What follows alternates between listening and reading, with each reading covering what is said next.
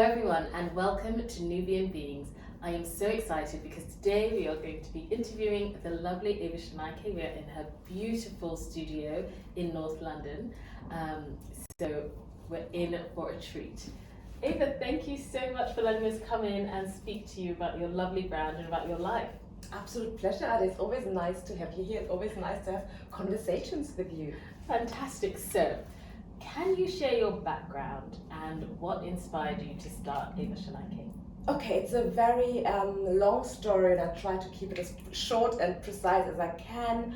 I'm like yourself, a Yoruba girl from Western Nigeria, in West Africa, and but I was born and raised in Germany, in the south of Germany, in a beautiful small town where my parents came to in the 70s, I guess, to pursue their studies.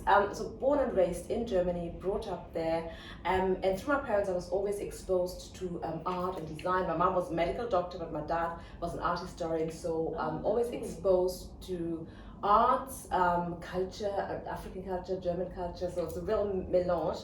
But I pursued a career as a journalist. So I moved to London to study journalism, became a journalist, worked for many years as a fashion journalist. So I've got an MA in fashion journalism, and then had my first child, was redesigning our then apartment, and realized I couldn't find anything that I liked on the market to design my house. I couldn't find any cushions, any textiles, any furnishings that I felt represented my background. So I wanted definitely an African influence, an African element, but I also wanted high-end, good quality products.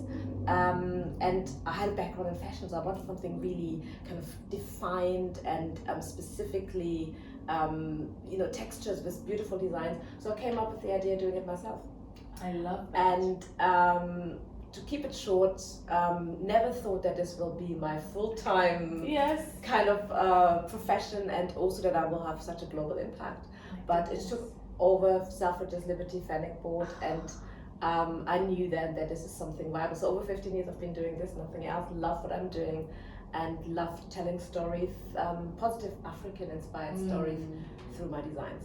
I love that. I love the fact that you had a completely different career, and then this was born out of something that you really wanted. Yes. And I love it. You mentioned you're a Yoruba girl, but you were also raised in Germany. So how does your cultural heritage influence your design philosophy?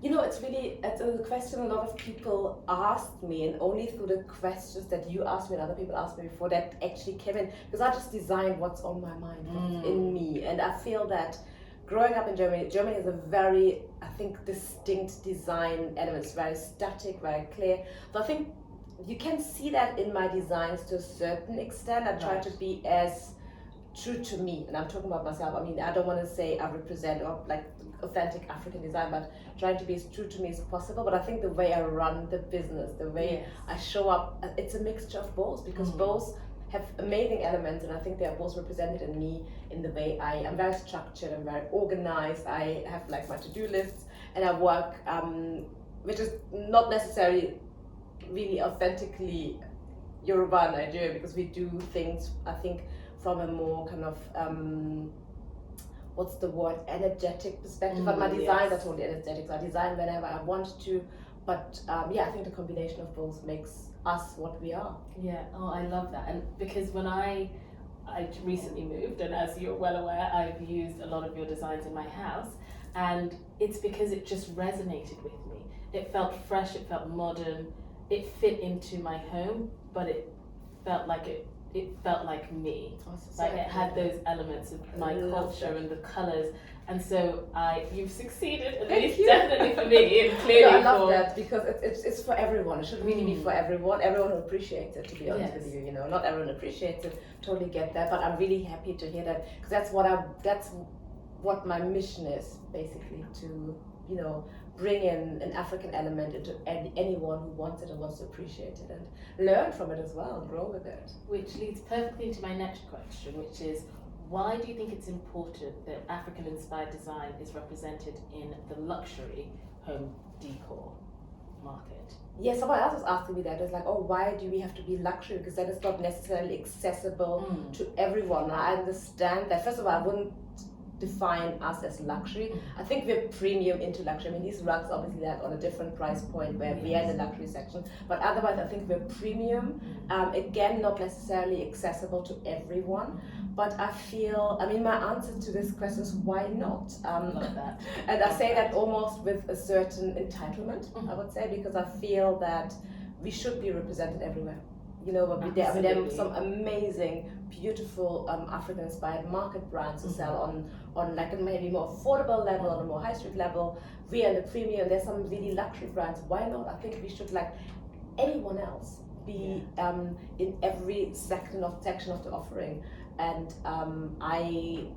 my background in fashion, the way I grew up, is definitely in the premium end. That's what I represent. Why not? I think we should have a seat at the table wherever we want to be. So. Here, I love that. I love that response. Absolutely. Why not? That is beautiful. Why not? Why not? And so for those of us who are interested in bringing in elements of African design into our home, what are 3 top tips you can give us for accomplishing that? It depends on who you are, first of all. If you are like us, maybe, I mean, I consider myself a third culture African who, you know, I'm Lagos, London, Germany, it's like, but I think it depends on where you are. Some people, I mean, first of all, we work with a lot of interior designers on the B2B side of the industry who don't know anything about African textiles, the history, the background, the traditions. So I think first of all it's quite important to find out more about it. There's so many amazing books, there's so many amazing podcasts, Instagram feeds, where you can just get a better understanding of the history. Because let's see, we are a continent with 54 countries, we have textile traditions beyond anyone's kind of expectations. There's so much, and there's so much history and cultural significance in our textiles. So first of all, I think educate yourself. Then find a style you like. I'm gravitating to the West African, colorful, inspired Yoruba designs. Other people may, feel more like muted, kind of raffia cloth or something. But then, I mean, if you educate yourself, you know what's there. When it comes to color in the home and you don't know what to do, start with one piece. You don't need to have you see my studio, we keep it relatively simple. I have white walls, the same in my house, but white walls, and I accentuate with color in this pattern. And that is a fantastic way if you don't want to go in for board with colored wallpapers or patterned wallpapers. And then I would say understand the significance that color, pattern, and African design can have on your well-being. I really feel that people underestimate how great it is. I mean, if you work in a muted interiors with beiges and creams, may look chic and elegant, but I find it as chic and elegant if you're in a more bold environment, and it has a major impact. So don't underestimate the importance. So I think this would be my 3 top tips. Educate yourself, start small, and do something for your emotional well-being. I love that. And you know what, I actually agree with that, because I've got your beautiful green, I think it's Asha, is it Asha? The Asha collection, the Asha collection in my kitchen, and every morning when I come down, the color is vibrant, but it's also calming. I know, the Asha collection, I love it. The wallpaper is my favorite because it has both elements. It has their colors, they're bold, but they have, and it's Algeria pattern. So I deliberately, it was actually quite difficult to design it and get it right, even if it looks so simplistic. But again, that's a traditional pattern from the Yoruba people, and I just use that and put different colors on it. I think the combination is really good for your soul. I'm happy to hear that. So I want to talk a bit more about you, the woman. Where are some places you've talked about? Obviously Germany, Lagos, London. But where are some places that you love to travel to gain inspiration, and why? Some of your favorite places? Okay, so there are 2 places. I mean, first of all, to gain inspiration, I go back home to the continent. I go to the African continent. I've only, unfortunately, kind of experienced a really small section of Nigeria. I'd love to see more of my own country. I've been to many other places around West Africa, from Ghana to Cote d'Ivoire to Senegal to the Gambia. So I've traveled quite a lot on this side of the African continent. And there's always inspiration. So when I am on the continent, sub-Saharan mainly.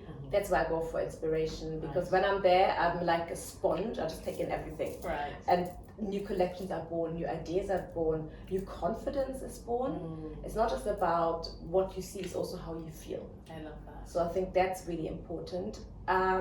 When it comes to relaxation, I love a short flight, not longer than like 2-3 hours. I go to Greece a lot as well. I love Greece. It's really beautiful. I feel it's closer to the African continent than somewhere else in Europe. The mentality and everything, it's lovely. I love the weather, I love the beaches.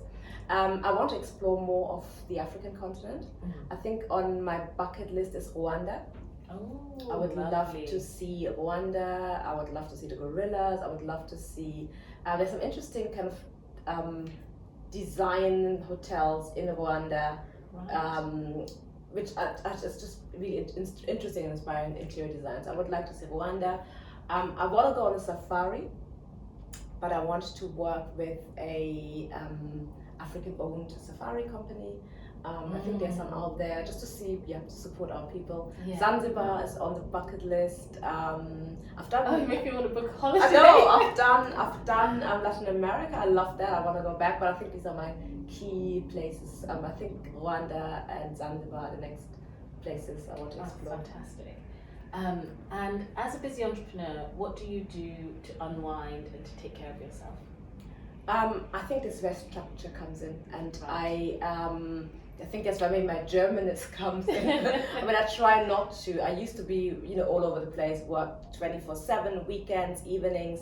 I stopped that. I try to, by the time I finish work, come home and have time for myself. First of all, it's me first. Then spend time with the kids, with my husband, then have time with the family, and then it's me again. I go to the gym or do something. I normally go to the gym in the evening, and I think the cut-off times are really important. Right. And then taking time out for experiences, for people that matters, my friends, my family. Going to Germany a lot to spend time with my mom. Yes. I think these things are really important. It's not necessarily doing something extravagant, but spending time with people that matters. And I keep an eye on the clock. Right. Once it's time to finish work, I finish work, and I don't necessarily check my emails in the evening and go to bed. First of all, when I wake up in the morning, I don't look at my emails because it just stresses me. I'd rather get to work early, but before that, it's me time. So I think it's having the balance. Right? Yeah. So being structured when you need to be, but also being really disciplined with when you cut off to take care of yourself. Amazing. Yes, and then gymming, working out a lot. I love gymming. I love going to the gym and working out because it gives almost like this heartbreak from work to then to then relax. Yeah. And personally, how would you describe your personal style? So not just interiors, home decor, but also fashion. Okay. I think they both go hand in hand, and I had sounds really bad, but I had my fashion style and interior style from when I was about 13. I love it that. hasn't really changed. I've always you've known. I've always known. I've always been into color.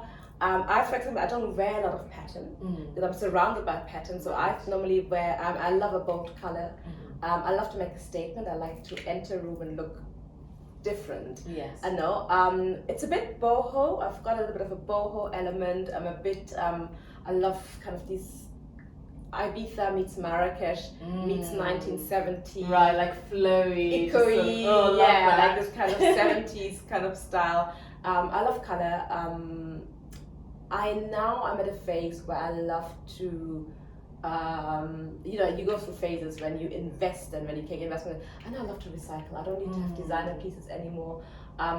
If so, I love vintage. I love a good vintage piece. Something no one has. And when it comes to my home, I'm very specific. My home is so specifically designed. The colors I'm utilizing. I love some really beautiful art which I either bought or heritage from family members. And I definitely have a very strong African influence, West African influence in my design, but it still looks very chic, very contemporary. You've been there, you tell me. Yeah, no, I agree. I'm like, tick, tick, tick. I mean, I remember coming to your home and seeing your dining room chairs, and I was like, right, I need to find those. Yes, get those. That's like that 70s kind of stuff. Exactly, I love that. Amazing. And obviously now we've talked about your personal style, so tell me, what is your favourite Nubian Skin item? Oh, I love Nubian Skin because again, first, I mean, I knew the brand before I knew you. And for women like myself, it's just so, what's the word? I wouldn't say it's refreshing. It's so important for us to have something where we can be ourselves. I like the Jaiye range. Oh, lovely. The Especially- colour. So Yes, exactly. yes. It has it's beautiful the colors, and the great thing is you can wear the bustier, Basque. the basque. I'm so Yes. sorry, you call it basque. You can wear the basque.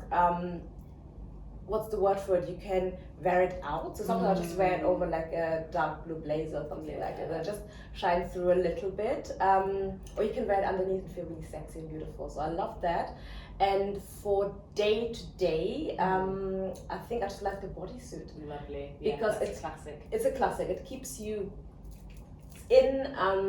You know, if your top, God forbid, kind of will fall off, you will not see the you know that you're wearing like a, I don't know, like light pink or something like that. It's very chic and it's very good quality. It's I feel lovely, I feel wonderful in Oh, it. well. So yeah, these are I think are my two Those are your- favorite pieces. Fantastic. And wrapping up, what's one piece of advice that you've been given that you'd like to share with to people who are listening or watching? Oh my gosh, I've got so many pieces of advice that I constantly get, and I heard something yesterday, I'm not going to delve into that. I think someone saying have 8 sources of income, but I'm not going to go into this right now. I'm on that. I think you definitely need that. I think you need passion, patience, and perseverance. I love 3 P's. 3 Ps. Passion, Patience, perseverance. If you don't have passion for what you're doing, then I don't think you will succeed. If I wouldn't have the passion for what I'm doing, I would have given up ages ago. Oh my God, I would have said like, no way, I'm not doing this. What did I say next? Passion, patience. You need patience. And we're running businesses, nothing is for granted. We're very blessed that we can do what we're doing, but I think patience and perseverance, oh my goodness, it's like, sometimes I feel like I'm on a battlefield. Exactly. Fighting like, you think you've hit I the know, finish line of the exactly. marathon and Oh, they're like, no, it's moved. I know exactly. It's moved another 20 miles and you run and run and run and you just need this perseverance. That's why I think it's important to have the balance. That's why it's important to have the passion. Because if I don't have the passion for what I'm doing, why should I run? So I think these are my 3 pieces of advice. Wonderful. Passion, patience, perseverance. I absolutely love that.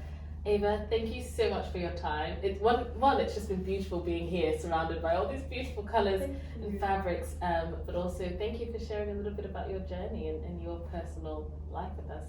Thank you so much for having me, Ade. I'm really excited to see more of your beautiful Nubian Being interviews. Thank you. Thank you. All right, take care, everyone.